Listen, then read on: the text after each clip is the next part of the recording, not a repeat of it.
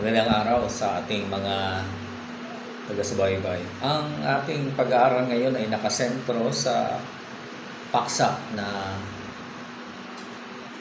tinatawag natin na ang kasalanan ng tao, or sa English na the doctrine of original sin. Ano ba ang doktrina ng original sin? Meron tayo mga guide questions na nasasagutin. Number 1 question is, bakit nagkasala si Adan at si Eva? That's the number 1 question. Number 2 is, saan sila namatay?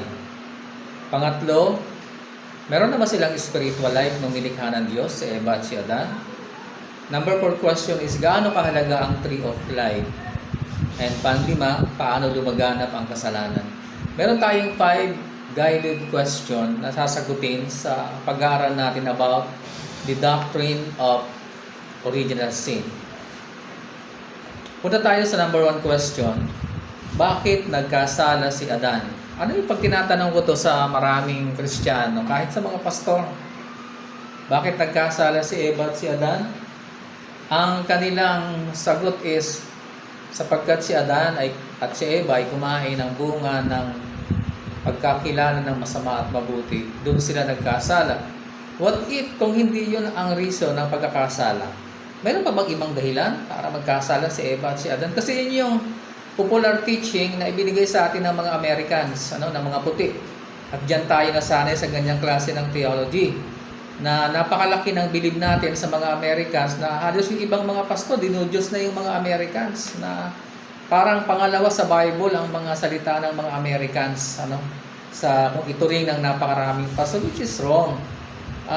Kinakailangan nating magsuring mabuti at tingnan natin yung credibility ng mga Americans, kung sila ba'y credible na magdala talaga ng gospel, at kung sila ay hindi credible bilang mga preachers at mga theologians, ay baka hindi rin credible yung gospel na dinala sa atin dito sa Pilipinas at iba't ibang bahagi ng mundo.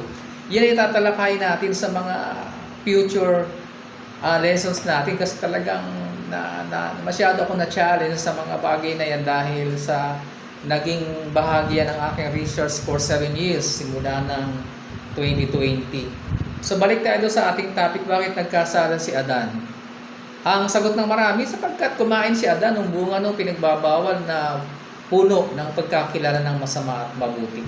Kung babalikan natin ang history sa Garden of Eden, ito ang sabi sa chapter 2 sa Genesis chapter 2 verse 8.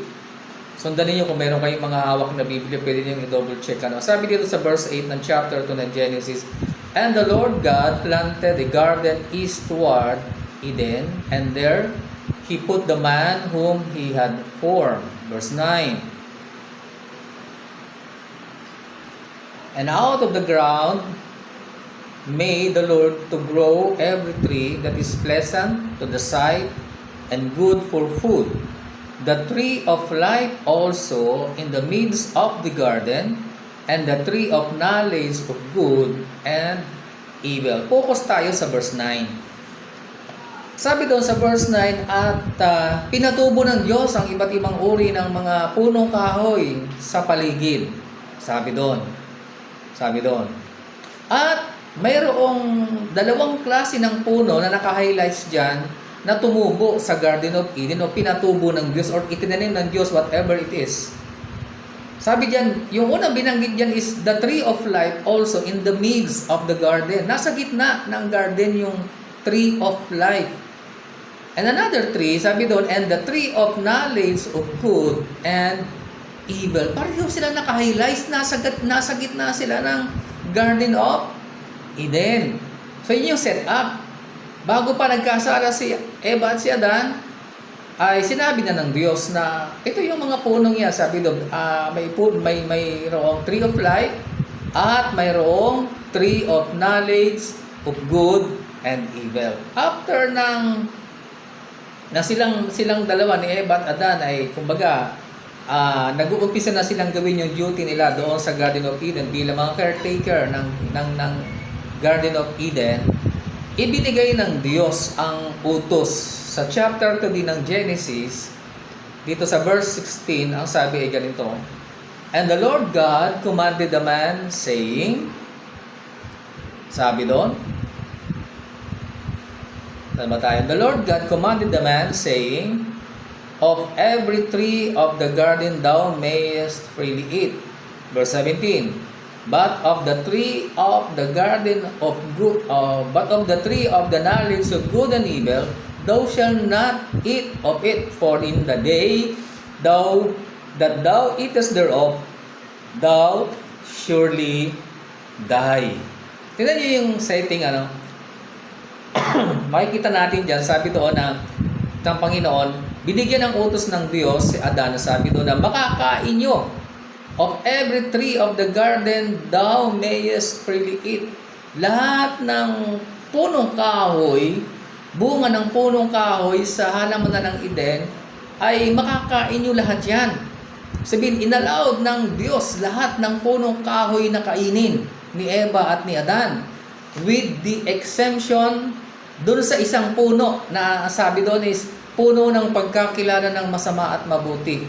Sabi doon, but the tree of the knowledge of good and evil, thou shalt not eat of it, for the day that thou eatest thereof, thou shalt surely die. Tingnan nyo yung setting. Gusto kong medyo magkaroon kayo ng imaginations na medyo dramatic yung dating dito sa utos na binigay ng Diyos, ano? Lahat ng puno sa Garden of Eden pwedeng kainin, maliban sa isa. Isa lang ang ipinagbabawal ng Diyos. Kung isa lang ang ipinagbabawal ng Diyos, ibig sabihin sa lahat ng mga punong kahoy na pinakakain ng Diyos kay Eva at kay Adan, kasama sa ipinakakain ng Diyos kay Adan at kay Eva ay ang bunga ng Tree of Life. Alam niyo, ito yung nakita ko, mga kapatid. Sa seminary, ang focus ng seminary, ng mga professor ng seminary, ay sa negative side, hindi sa positive side. Ang highlights ng teaching ng mga theologians around the world ay wala doon sa Tree of Life. Kung inyong mapapansin, kahit yung mga pulpito sa mga pulpit natin, di ba? Ang mga pastors natin pag nagpipreach about the scenery on the Garden of Eden, anong nangyari kay Eva at kay Adan, ang focus ng teaching ng maraming pastor or lahat ng pastor is doon sa Tree of Knowledge of Good and Evil. Wala pa yatang pastor na nag-topic about the Tree of Life. Palagi ang tingin nila doon sa negative na, kumain sila ng bunga ng puno at dahil nagkasala sila. May nalilimutan ng maraming theologians. May nakakalimutan ng maraming pastor. At ano yon? Yung Tree of Life, kung gaano ito kahalaga, at yan ay ating pag-aaralan mamaya. Bakit nagkasala si Eva at si Adan? Sabihin ko sa inyo, hindi dahil sapagkat kumain sila ng bunga, ng puno, ng mabuti, sa pagkaalam ng tama at mabuti. Hindi yun ang pinagkasala ni Eva at ni Adan. Gulat siguro kayo, no? Mukhang ibang turo yan, pastor. Makinig muna kayo. Yes. Hindi yung pagkain nila sa bunga ng puno ng pagkakilala ng masama at mabuti ang ipinagkasala ni Adan at ni Eva. Kung ganun, saan sila nagkasala? Mayroon silang, kasi may dalawang utos na ibinigay ang Diyos kay Eva at kay Adan na dapat nating tatandaan. Ano yung dalawang utos na yan? Ang utos ng Diyos na unang-una, sabi diyan, nasa verse 16. Tingnan nyo. And the Lord God commanded the man, saying, ito yung unang utos, of every tree of the garden thou mayest freely eat. That is the number one commandment of God to Adam. What is the next commandment? The second commandment is nasa verse 17, but of the tree of the knowledge of good and evil, thou shalt not eat of it. For in the day that thou eatest thereof, thou shall surely die. Mamamatay ka pag sa araw na kumain, ikaw ay walang pagsalang mamamatay. Kapag ikaw ay kumain yan. So, ang utos doon is dalawa. Kumain kayo ng mga bunga ng punong kahoy dito, sa loob ng halamanan ng Eden. At pangalawa, huwag niyong kakainin itong isang punong kahoy na yan. Dahil sa araw na kayo ay kumain, kayo walang pagsalang, mamamatay. Saan talaga nagkasala? Bakit nagkasala si Eva at si Adan? Alam niyo po is, yung tree of life at saka yung tree of knowledge of good and evil, sabi ko nga kanina is, nasa gitna sila pareho ng Garden of Eden. Naka-highlight silang dalawa. Pero nakakapagtaka kay Eva at kay Adan, siguro sila Eva at Adan, kumakain naman talaga sila ng mga bunga, ng mga punong kahoy, na iba't ibang punong kahoy na namumunga sa halamanan ng Eden. Ang problema is, never pa nilang nasubukan na pumitas ng bunga ng Tree of Life na nasa gitna mismo ng Garden of Eden. Ang kanilang kinakain marahil yung mga nakapaligid at talagang tinikman nila lahat at nabusog sila sa bawat bunga, masarap.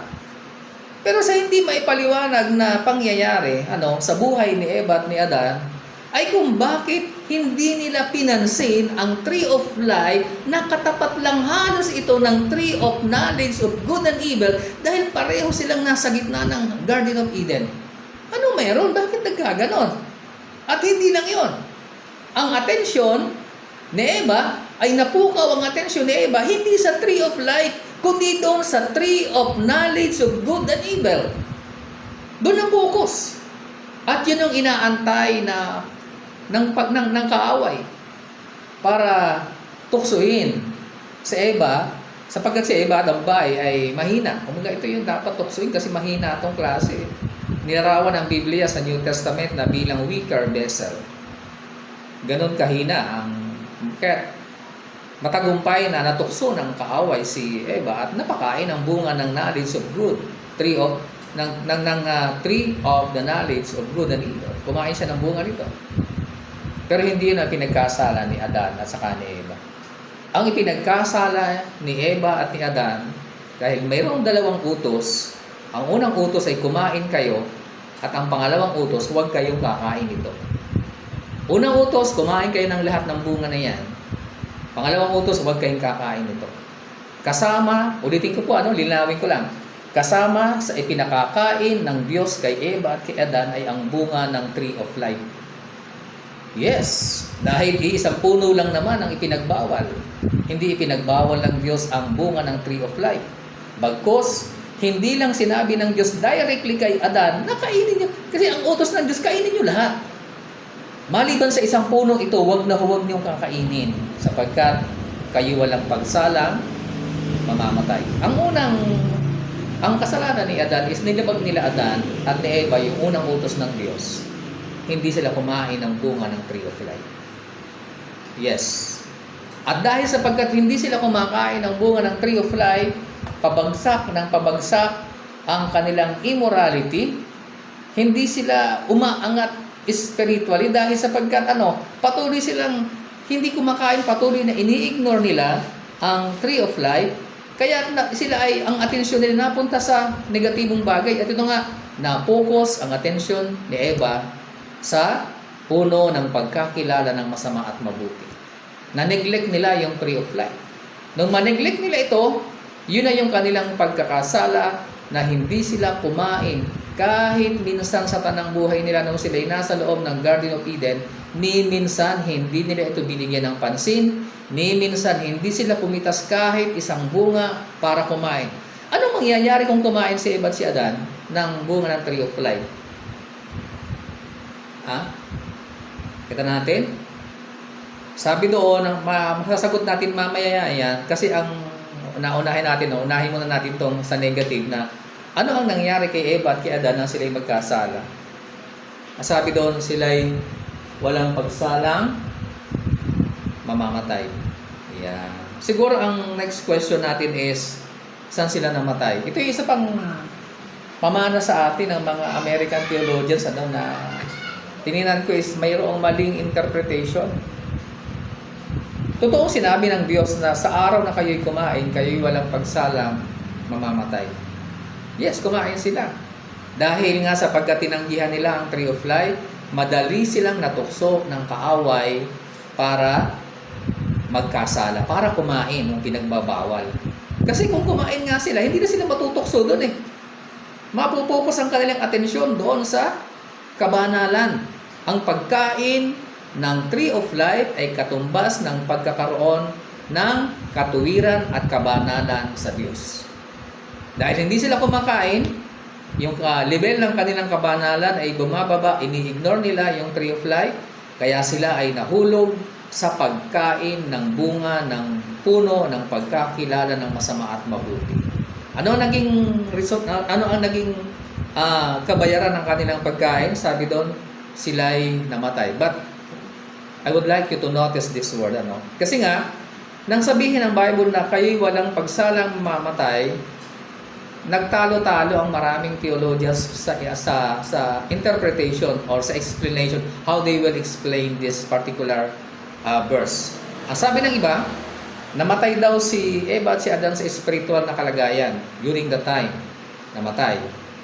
Sabi naman ng iba, si Adan ay namatay sa spiritual na kalagayan. Namatay physical. Yan. Pero tandaan natin, si Adan ay umabot pa ng 930 years. Ang sabi ng Biblia, no. Sa araw na kayo ay kumain, kayo ay walang pagsalang mamamatay. Tingnan natin Kung tama ang interpretation ng iba na sila ay namatay physical, dapat namatay si Adan on the spot nung kumain sila. Namatay dapat si Eva at si Adan. Pero hindi sila namatay. Sa record ng Bible, umabot pa si Adam ng 930 years. So, ibig sabihin, hindi namatay physically si Eva at si Adan. Sabi naman ng iba, ang interpretation ng iba is, namatay daw si Eva at si Adan sa spiritual na kalagayan. Tika muna, siguro papasok dyan sa number 3 guided question natin kung meron na ba silang spiritual life. Wala pa silang spiritual life during the time. Kasi wala pa silang spiritual life at hindi pa nila kailangan ng salvation kasi hindi pa sila nagkakasala. Sila lang ay katawan na may kaluluwa. Yan yung kalagayan ni dichotomous si Eva at si Adan during the time. Kasi hindi nila kailangan ng spiritual life. Kaya wala pa silang spiritual life na mamamatay. Pangalawa, tandaan natin mabuti hindi namamatay ang spiritual. Sabi iba namatay yung spiritual ni ang espiritu ni Eva at ni Adan. Kaya kailangan ma-restore sila, Lahat ng interpretation na yun ay pinamana sa atin ng mga Americans ay mali. Kung bakit ko sinabi? Kung ititingnan natin ang root meaning ng salitang thou shall surely die or the word death in the Old Testament, the very meaning of the word death in the Old Testament is the word separation. Pagkahiwalay. Meaning, hindi namatay si Adan sa spiritual, hindi namatay ang kanilang mga espiritu, at hindi rin namatay physically agad-agad si Adan. So lahat yun maling interpretation. Ang tamang interpretation, kung sususugin natin ng root meaning ng salitang death sa Old Testament, meaning is separation, pagkahiwalay. At yun ang pinakatamang interpretasyon dito sa talatang ito. Dahil nung magkasala si Eva at si Adan, automatic na pinalaya sila ng Diyos sa Garden of Eden na nangangahulugan na nagkaroon ng separation between Adam and Eve and God. Nagalit ang Diyos kay Eva at kay Adan, kaya yung kanilang comfort zone, sana ay protected sila, provided lahat ng pangangailangan, pero pinalaya sila ng Diyos. So mas tama po ang interpretation na si Adan at si Eva ay hindi namatay physical, hindi rin namatay ang kanilang mga espiritu, o hindi rin sila namatay spiritual dahil wala pa naman silang spiritual life during the time. Sila ay nahiwalay dahil yan ang pinakang root meaning ng salitang death sa Old Testament. Nasagot natin yung mga tanong na, una, bakit nagkasala si Adan? Sapagkat hindi sila kumain ng bunga ng Tree of Life. Kaya naging dahilan, yung paglabag nila sa first commandment ay naging sanhi para malabag din nila ang second commandment. Ang second commandment ay ang pagkain ng bunga ng puno ng mabuti, ng pagkaalam sa mabuti at masama. Yun yung kanilang, yung pangalawa. So bago pa sila kumain, nalabag na nila yung unang utos, yung hindi sila kumain ng bunga ng Tree of Life. Guided question number 2, sabi ko, saan sila namatay? Hindi talaga sila namatay physically or spiritually. Ang ibig sabihin ng salitang namatay sa Old Testament is separation. nahiwalay sila sa Diyos. Question number 3, meron na ba silang spiritual life during that time? Nasagot na natin partially, na wala pa silang spiritual life during that time. Guided question number 4, paano or gaano kahalaga ang tree of life sa Garden of Eden? Yes. Ito po'y napakahalaga. Sabi ko nga kanina, nabanggit ko na rin yung ibang paliwanag dito. Kung si Adan at si Eva ay kumain ng tree of life, hindi na sila magkakaroon pa ng pagnanasa o panlasa doon sa tree of knowledge of good and evil. Hindi na. Dahil sila Eva at si Adan ay patungo na sa kabanalan, patungo na ang kanilang buhay sa katwiran ng Diyos, tumataas ang antas ng kanilang kalagayan bilang mga dilikha ng Panginoon na perpekto. Yes, kung kumain sila ng bunga ng tree of life, at hindi lang yon. Kung kumain sila Eva at Adan ng tree of life, ang sabi sa Biblia, ito ang sabi ng Bible, maliwanag, para hindi tayo nangangata. Sa chapter 3, verse 22, ito ang sabi ng Genesis. And the Lord God said, behold, the man is become as one of us. Ito yung mga pinasabi. Kung paano binabanggit ng writer ng Bible, and to know good and evil. And now, sabi doon, lest he put forth his hand to take also the tree of life and eat and live forever. Tingnan nyo ha? Kung kumain pala si Eva at si Adan ng bunga ng tree of life, sabi doon, sila ay mabubuhay magpakailanman. Kasi ang tree of life pala, ang ini-offer doon ng Diyos kay Eva at kay Adan sa garden is eternal life na agad. Yun pala, hindi lang ini-highlights ng Diyos o hindi lang sinabi ng direkta ng Diyos kay Eva at kay Adan dahil sapagkat ang sabi ng Diyos is kainin niyo lahat ng puno at kasama doon ang tree of life. Kaya lang hindi sila kumain ng tree of life. Nakain nila yung bunga ng iba't ibang punong kahoy sa Garden of Eden. Sadly, yung bunga ng tree of life ay hindi nila nakain. So ito yung gaano kahalaga ang tree of life.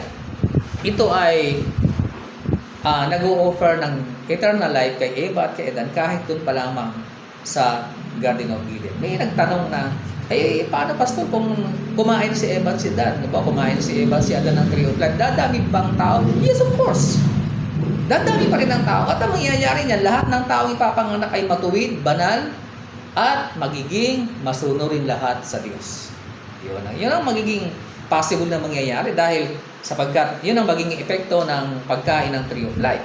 Kaya makita natin, sa Genesis may tree of life, sa Revelation ay binanggit uli ang tree of life at pakakain ng Diyos yung mga banal sa tree of life sa huling panapag nasa langit na. So makikita natin yung kahalagahan nito na dapat ay kumain sana si Eva at si Adan. Dahil hindi sila kumain, sabi ng Panginoon, kinalaya sila sa halaman ng Eden. Sa verse 23, therefore the Lord God sent him forth from the Garden of Eden to till the ground from whence he was taken. So he drove out the man, and he placed at the east of the Garden of Eden cherubims and a flaming sword which turned every way to keep the way of the tree of life. Yun yung ginawa ng Diyos. Kung bakit gaano ka-importante, gaano kahalaga ang tree of life. Matapos palayasin ng Diyos si Eva at si Adan sa Garden of Eden, ibinukod sila, at ang tree of life ay pinabantayan ng Diyos sa mga cherubims. May mga anghel nang nagbabantay dito, yung mga cherubims, ito yung may 4 na pakpak, na ang kanilang paligid ay puro mata. At ang sabi doon, hindi lang may cherubims na nakabantay, sabi doon, mayroon pang nag-aapoy na sword. What is sword sa Tagalog? Espada. Na umiikot ito doon sa tree of life para ingatan ito. Bakit ginawa ito ng Diyos? Balikan natin yung nasa chapter 22, sabi doon. And the Lord God said, behold, the man is become as one of us, to know good and evil. Sabi doon. And now, lest he put forth his hand and take also the tree of life. Sabi doon, nagkaroon ng kaisipan ng Diyos na nakita ng Diyos in the future na iko-correct ni Adam yung kanyang pagkakasala. Pwede niyang sinubukan ni Adam na i-correct sa pamamagitan ng kukuha uli ako ng bunga ng tree of life kasi yun lang yung naging dahilan ng aming pagkakasala, ang hindi namin pagkain. Para maituwid, gustong i-correct ni Adam yung kanyang pagkakasala sa pamagitan ng babalik siya ng palihim sa tree of life at kukuha siya ng bunga para makakain at nang maitama yung pagkakamali nila ni Eva. Pero huli na ang lahat dahil nabasa na ng Diyos ang nasa kaisipan ni Adan. Kaya nga ang Diyos, pinaunahan na si Adan, pinangunahan na niya ito. At ang sabi diyan is naglagay ang Diyos ng mga cherubims doon sa puno ng tree of life at naglagay din ng Diyos ng espada na umiikot doon sa tree of life para walang makalapit. So, dismayado si Adam, hindi niya na naituwid yung kanyang pagkakasala. Ibig sabihin nito, may mga kasalanan tayo sa mundong ito na pwede nating makumit na pwedeng reversible, pwedeng repairable. Pero may mga kasalanan din tayong pwedeng makumit sa mundong ito na irreversible and irrepairable. Hindi na pwedeng ma-repair, kagaya ni Adam. So that is the message of dun sa eksena na yan. So makita natin siguro yung ating mga guided question, basahin ko ulit. Bakit nagkasala si Adan? Kasi meron silang hindi kinain. Hindi sila nagkasala dahil meron silang kinain. Kundi nagkasala sila dahil meron silang hindi kinain. Number 2, saan sila namatay? Hindi sila namatay sa spiritual, hindi rin sila namatay agad-agad physical. Kasi ang ibig sabihin ng salitang namatay or the word death, ang pinakang root meaning nito is the word separation. Hindi sila namatay, kundi sila ay nahiwalay sa Diyos. Pangatlo, meron na ba silang spiritual life nung sila likhain? Wala pa. Pang-apat na question, gaano kahalaga ang tree of life? Kung mahalaga siya kasi kung nakakain si Eva at si Adan, magkakaroon na sila ng eternal life kahit doon pa lamang sa Garden of Eden. At ang lahat ng magiging anak ni Eva at ni Adan is magiging spiritual man, mga banal, at ito ay dadami pa rin tayo kahit nakakain sila ng puno ng tree of life. At gaano sa kahalaga, iningatan ng Diyos yung tree of life na hindi na makakahuli si Adan, pinabantayan sa mga cherubims at naglagay ang Diyos ng espadang umiikot palibot ng tree of life. Guided question number 4, gaano kahalaga ang tree of life? Pang-5, paano lumaganap ang kasalanan sa sanlibutan? Yes, ito yung tanong na dapat nating sagutin panghuli natin. Paano lumaganap ang kasalanan sa sanlibutan? Sa Romans chapter 5 verse 12, halos memorize to ng maraming Kristiyano. Sabi niya sa verse 12, chapter 5, verse 12 ng Romans, wherefore as by one man sin entered into the world, and death by sin, and death passed upon all men, for that all have sinned. Sabi doon, sapagkat sa pamagitan daw ng isang tao, ito na nga si Adan yung binabanggit na nung magkasala si Adan, na-transmit ni Adan ang kasalanan na kanyang nagawa sa harap ng Diyos sa lahat ng mga taong ipapanganak pa lamang. Lahat yun ay nahawahan ng kasalanan na ginawa ni Adan sa harapan ng Diyos. Kaya sabi doon, sa pamamagitan ng isang tao, pumasok ang kasalanan sa sanlibutan. Paano ito nangyari? Okay, naniniwala tayo na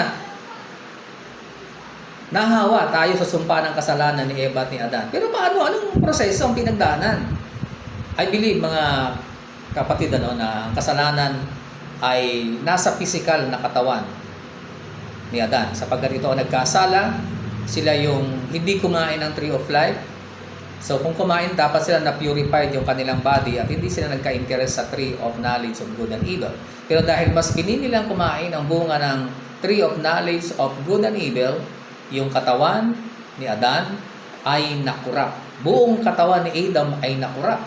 So, paano ito naisalin? Every time na manganganak si Eva, na galing ang similya kay Adan, lahat yun ay nagtataglay ng dugo ni Adan, which is na ang kasalanan ni Adan ay nananalaytay sa dugo. At ang dugo, dahil galing sa dugo, na ipapasa ang kasalanan sa bawat ipinapanganak na tao sa sanlibutan ito. Dumami ang tao, naging milyon, naging billions. Pag trace up mo kung saan galing ang kasalanan ng bawat individual na tao, sasagutin ng Biblia, For by one man sin entered into the world. Sa pamamagitan ng isang tao, pumasok ang kasalanan sa sanlibutan. Ang kasalanan po ni Adan ay walang kinalaman sa spiritual side of man. Hindi po ang kasalanan dumaloy sa kaluluwa. Ang kasalanan po ni Adan ay dumaloy sa kanyang physical body. Meron tayong pag-aaral na hiwalay patungkol sa kaluluwa. And I call it the doctrine of the soul. Madadaan natin yan sa ating mga future discussion at future lesson na nakahanda sa ating channel na ito. So, ang kasalanan ay umabot at aabot sa lahat ng taong ipapanganak. Yung mga hindi pa pinapanganak, pag pinanganak sila, tataglayin nila yung kasalanan ni Adan. Nga lang, makita natin na ito'y napaka-importanting makita natin na yun ang dahilan kung bakit nagkasala si Eva at si Adan at kung paano ang kasalanan ay pumasok o nahawa ang lahat ng tao sapagkat ang kasalanan ay nananalaytay sa dugo ni Adan. Therefore, lahat ng pinapanganak ay nagtataglay ng kasalanan galing kay Adan. Kaya kung makikita ninyo, ang kaibahan kung bakit, siguro ang tanong is, bakit ang Panginoon Kristo ay sinasabi ng Biblia hindi nagkasala? Kasi nga, ang kaibahan ng Panginoon sa atin, ang Panginoon ay walang tatay. Pero meron siyang nanay. Tayo may tatay. Ang dugo ng ating ama ang nananalaytay at naipapasa sa atin kaya tayo nabuhay. Samantalang ang Panginoon Kristo, wala siyang dugo galing sa tao. Yan, wala. Bagkus ito'y galing kay Mary, yung dugo ng ating Panginoon Kristo.